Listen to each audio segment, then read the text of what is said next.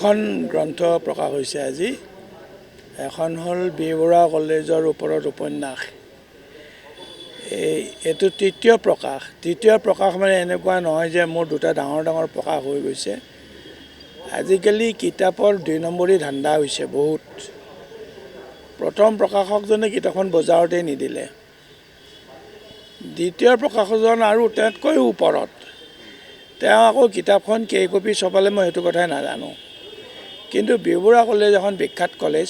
B Barua কলেজত মই হাজাৰ হাজাৰ ছাত্ৰ ছাত্ৰী পঢ়াইছোঁ। এইবিলাকে বিচাৰিছে ছাৰ আমি কিতাপখন পাব লাগে। এইখন উপন্যাস। বি বৰুৱা কলেজ জ্বলি যোৱাৰ পিছত এই উপন্যাসখন লিখিছোঁ ধাৰাবাহিকভাৱে নতুন দৈনিকত। শেষত মই সিদ্ধান্ত ল'লোঁ যে এই কিতাপখন আকৌ এবাৰ প্ৰকাশ হ'ব লাগে। সেইখন এখন কিতাপ অবাক প্ৰকাশন ভাস্কৰ বৰ্মনে তেওঁ উলিয়াইছে এইবাৰ, আৰু আশা কৰিছোঁ এইবাৰ তেওঁ ৩০০ নে ৪০০ কপি উলিয়াইছে। এইবাৰ বিক্ৰী হ'ব বুলি ভাবিছোঁ। দ্বিতীয় কিতাপখন হ'ল metallurgy, indigenous metallurgy of North East India. এইখন এখন গৱেষণামূলক কিতাপ। এই কিতাপখনত উত্তৰ পূবৰ মানুহে বহু যুগ আগৰেই পৰা মেটেলৰ ওপৰত কাম কৰিছে, লোহাৰ ওপৰত কাম কৰিছে, তামৰ ওপৰত কাম কৰিছে, সোণৰ ওপৰত কাম কৰিছে। এই যিবোৰ ইতিহাস, এই ইতিহাস মই লিখি উলিয়াইছোঁ। এইটো গৱেষণা কাৰ্য।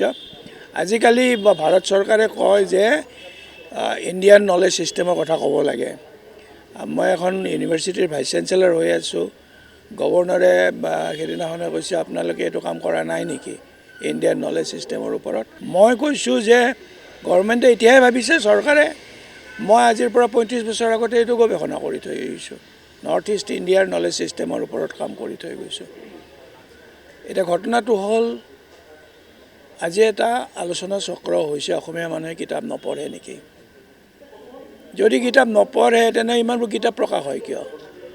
ডেইলি কিতাপ প্ৰকাশ হৈ আছে। কিয় প্ৰকাশ হৈছে? কি কাৰণত প্ৰকাশ হৈছে?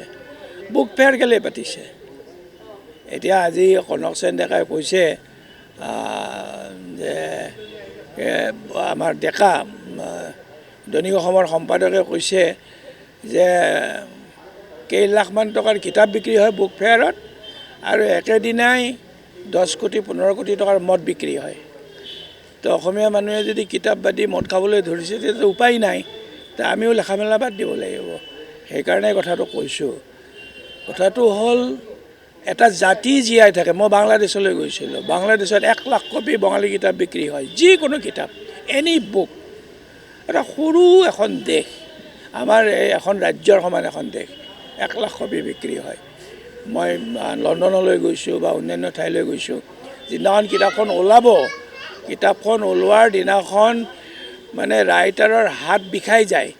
চহী কৰি কিতাপ লৈ যায়। দোকানত ভিৰ হয়, লাইন পাতে মানুহে। তো গোটেই এটা জাতি, এটা বিখ্যাত তেতিয়া হ'ব পাৰিব যেতিয়া সেই জাতিৰ মানুহে উৎকৃষ্ট কিতাপ লিখিব, কিতাপৰ সমাদৰ হ'ব। আৰু যদি এটা জাতি যদি এনেকুৱা হয় যে তেওঁলোকে কিতাপ নেলেখে, কিতাপ নপঢ়ে, মদ খায়, তেনেহ'লে আমি এটা মদাহী জাতিলৈ ৰূপান্তৰিত।